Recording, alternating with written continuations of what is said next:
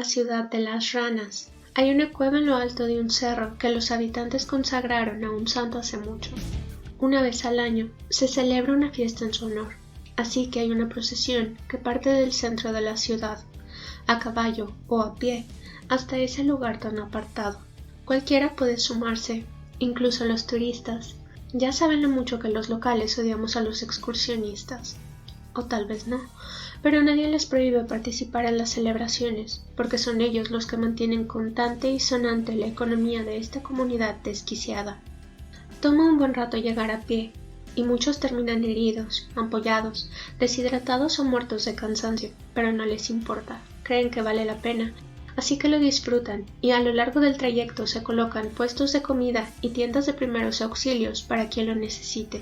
Conforme cae la tarde y sigue la peregrinación, quienes montan a caballo encienden antorchas y van iluminando el camino para los que van a pie. Se crea una hilera de luces que se puede ver desde cualquier punto de la ciudad, porque la cueva se encuentra en el cerro más alto, ese que, cuando era más joven, me hacía pensar en la cabeza de un dinosaurio y que podía ver desde distintos ángulos, ya fuera asomándome por el balcón de la casa de mi abuela, sí, esa casa, por los ventanales de la casa de mi tía, a las afueras de la ciudad, o desde mi propia ventana. Todos los pobladores de la ciudad de las ranas tenemos una vista de ese mismo lugar desde un recodo u otro, es como si nos protegiera. Y, de hecho, es posible que así sea. Una vez el primer hombre llega a la cueva, se da por iniciada la celebración y, para empezar, se ofrece un servicio religioso ante la figura del santo que alguien pintó hace años, quizás siglos, en el muro principal de la cueva. A pesar de la lluvia, el viento y el sol, el dibujo sigue como si lo hubieran hecho apenas ayer, lo que es un poco escalofriante. Mide lo mismo que una persona real y sus facciones están tan bien detalladas que, si uno no se fija, lo puede confundir con una persona apoyada en la roca. Es un hombre calvo, alto, vestido con el típico ropaje clerical negro, atado en la cintura con un cordón grueso. Hay algo en sus ojos grises que da miedo, como si en verdad te estuviera viendo y conociera todos tus pecados. La primera vez que le vi la cara, hace muchos años, me hizo llorar. Creo que ahí fue cuando comenzó mi aversión a ver a los padres de frente. Lo interesante sobre esa cueva es que se dice que ese mismo santo empezó a ser venerado en esta ciudad después de que se deshiciera de un dragón que salía de las entrañas del infierno a través de ahí. Dicen que, hace mucho, hubo un temblor y, poco después, los habitantes más cercanos al cerro empezaron a escuchar el bramido de ese animal, proveniente del interior. Los que se acercaron para averiguar de qué se trataba nunca volvieron, y los pobladores solo supieron lo que pasaba cuando fue la misma criatura la que comenzó a aparecer en el cerro, intimidada al principio, pero envalentonándose con el paso del tiempo, comiéndose a las ovejas de los vecinos y, cuando no bastó, a estos mismos. Entonces el padre hizo su aparición, yendo a enfrentarse a la criatura a la que, de algún modo, consiguió dormir y devolver a su sitio. La regresó al fondo de la cueva así nada más, y la llevó lo más profundo que pudo, de tal forma que, por más que se busque entre los recovecos, uno simplemente no puede dar con ella. Dicen que bendijo la cueva para que nadie tuviera la pésima suerte de encontrarlo. También dicen que usó el poder del dragón para proteger la ciudad, así que se rumorea que, por ese mismo dragón, aquí nunca tiembla, aunque en todos los estados vecinos sí. El movimiento telúrico, sin embargo, siempre se detiene al llegar a los linderos de la ciudad de las ranas, y la traspasa, silenciosa e imperceptiblemente, hasta alcanzar el otro lado y aquejar la ciudad vecina, pero nunca aquí. También dejamos de inundarnos, lo que ocurría a menudo en el pasado, pero seguimos padeciendo sequías inclementes, justo como la que vivimos ahora mismo, a lo mejor como venganza de esa pobre criatura obligada a dormir para siempre y a resguardar una ciudad que no le va ni le viene.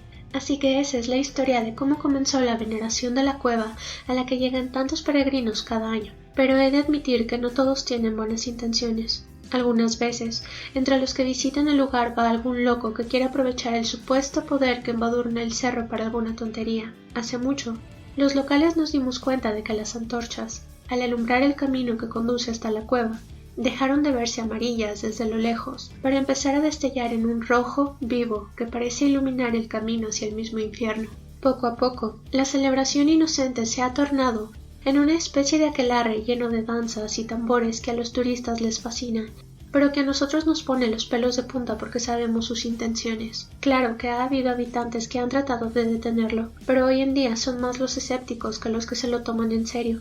Sobre todo porque tuvimos un afluente muy grande de extranjeros que se mudaron aquí hace un tiempo, lo que ha contaminado la pureza de nuestras creencias acerca de este extraño pueblo nuestro. Para ellos, estas cosas no son más que leyendas, mitos y cuentos de abuelitos, mientras que, para los que hemos tenido experiencias sobrenaturales, yo dejé de visitar ese lugar hace mucho porque ya no es lo mismo. Puede que tuviera que ver con el día que algo invisible asustó a uno de los caballos que delimitaban el camino y el pobre terminó desbarrancándose, llevándose a un puñado de personas entre las patas, asustado por algo invisible, o a lo mejor por un gruñido bajo tierra que solo él pudo oír.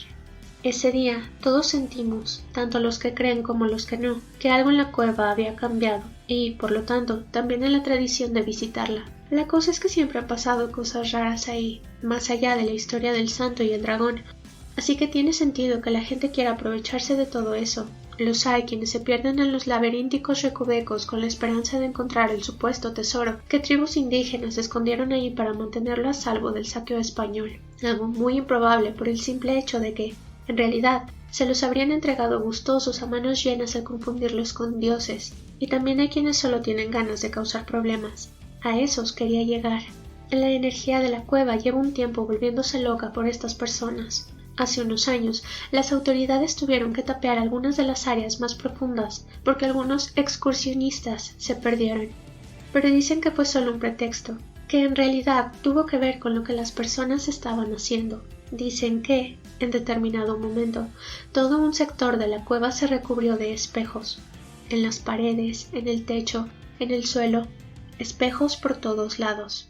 Y fotografías de todos los colores y tamaños, de hombres, mujeres, niños, ancianos, incluso de animales. Dicen que había cruces, dicen que había huesos, dicen que había listones pinchados con alfileres o clavos, dicen que había cartas y notas. Dicen que había muñecas, despeinadas y muy sucias. Dicen que la gente iba a bailar y a emborracharse y a gritar groserías que se perdían hacia el interior de la cueva en forma de eco. Dicen que los espejos reflejaban cosas que nunca debieron ser reflejadas en este universo. Dicen que, incluso los días que no hay fiesta, desde el fondo de la cueva se escuchan los tambores, las guitarras y las flautas. Dicen, la gente dice, que a veces la pintura del santo llora y que la posición de sus brazos y sus piernas cambia, como si estuviera tratando de escapar de donde está, pero siempre termina volviendo a la postura inicial. Derrotado y alicaído, su poder hace mucho dejó de tener influjo en la cueva y en cualquier cosa que se esconda dentro de ella. Esta es la bendita ciudad de las ranas, y aquí siempre pasan cosas extrañas, así que escuchar todo esto no es nada del otro mundo. Es hasta normal, podría decirse, como el Cristo que baja de su cruz en ese hotel, al que un montón de turistas han visto moverse, o el fantasma que se asoma a las ventanas de la escuela de música. Solo es triste que algo bien intencionado terminara en eso, pero nada permanece igual para siempre, y la naturaleza tiene una forma increíble de alcanzar su propio equilibrio. Este año nadie pudo visitar la cueva porque, a pesar de que estamos en plena sequía, el día acordado cayó un aguacero que lo cubrió todo de neblina. Así que ni el más osado habría conseguido encontrar el camino correcto. Los caballos, que vienen de establos a las afueras de la ciudad, se quedaron guardaditos en sus cuadrillas, agitando las colas y las orejas, prorrumpiendo en relinchos escandalizados cuando algún tonto trataba de hacerlos salir. Se lava un montón de podredumbre del camino que lleva a la cueva. Desde cualquier ángulo de la ciudad se le pudo ver fluir igual que una cascada, perdiéndose en el fondo del barranco. Fue un buen día, a pesar de que la fiesta no pudo llevarse a cabo. Pero debimos saber, la sequía tenía que ver con el dragón, y ese día llovió.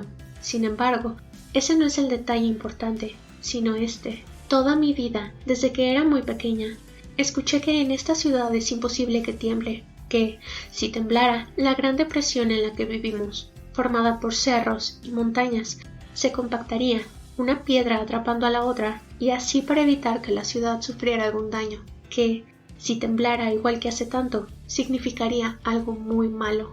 Bueno, pues lo importante de estas 1000 palabras es simplemente decir que, Poco después de esa terrible tormenta, toda la ciudad se sacudió. Yo lo sentí como un tirón que me sentó en la cama, viendo a la oscuridad, mientras los cristales de las ventanas vibraban y sonaban igual que campanas. Y de noche, en esta loca ciudad de las ranas, podemos escuchar el bramido de una bestia que sigue atrapada bajo tierra, pero que no se cansa de golpear los muros de su prisión con la cola, lista para salir. Pocos han visitado la cueva sin motivos, pero los que han ido ahí para emborracharse o simplemente para ver si la historia del dragón es cierta, han vuelto diciendo que la pintura del santo se difumina cada día un poco más. Historia escrita y narrada por Hannibal Sixth Finger. Si te ha gustado, por favor suscríbete, comparte y nos vemos en el siguiente video. Hasta luego.